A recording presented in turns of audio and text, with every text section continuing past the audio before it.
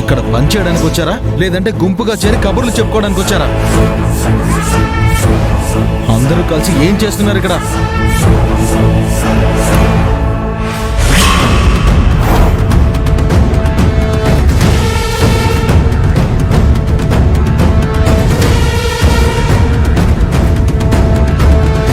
ఓ, మీ useless batch leader photos చూస్తున్నారా? ఒక పని చేయండి, మీ మేడంని ఉద్యోగం మానేసి ఇలాంటి ఫంక్షన్లు చేసుకుంటూ ఉండమని చెప్పండి. ఇక్కడికి వచ్చి టైం వేస్ట్ చేయడం తప్ప ఏం ఉపయోగం లేదు. ఇంట్లో ఉంటే మాకు డబ్బులైనా మిగులుతాయి. మిమ్మల్ని పర్మనెంట్గా పంపించాలా లేదంటే బుద్ధిగా పని చేసుకుంటారా? ఆలోచించండి. Damn it, do your work.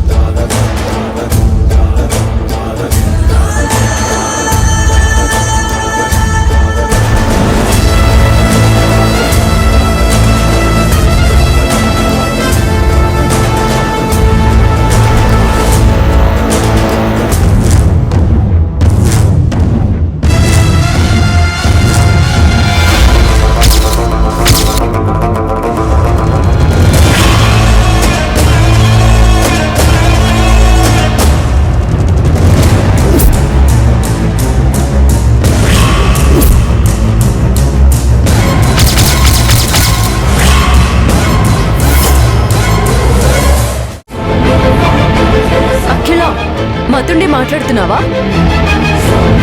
ఇప్పుడు లాకర్లో ఉన్న డబ్బులు తీసుకొచ్చి ఇల్లుకుంటే రేపు పొద్దున అత్తయ్య గారు సడన్ గా కట్టిన డబ్బుల గురించి అడిగితే అప్పుడేం చేస్తావు? లక్ష్మి, అది లక్ష్మి, మీరు దయచేసి ఇంకేం మాట్లాడకండి. మీరు లాకర్లో ఉన్న డబ్బుని మా వాళ్ళకిచ్చి అత్తయ్య వాళ్ళకి ఇంకొక అబద్ధం చెప్పాల్సిన అవసరం లేదు.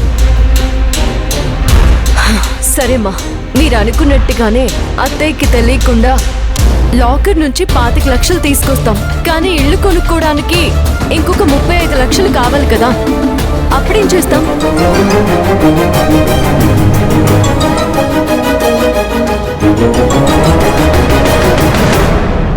మీరు డబ్బుల విషయంలో ఏదో ఒకటి చేద్దామన్నారు కదా. 60 లక్షలంటే చిన్న విషయం అనుకుంటున్నారా?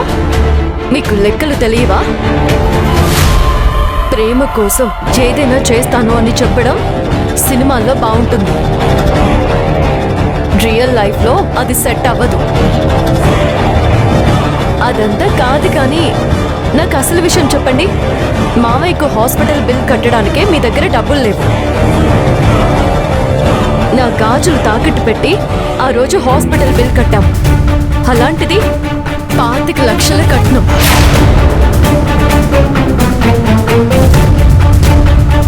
మీరెక్కడి నుంచి తీసుకొచ్చారు?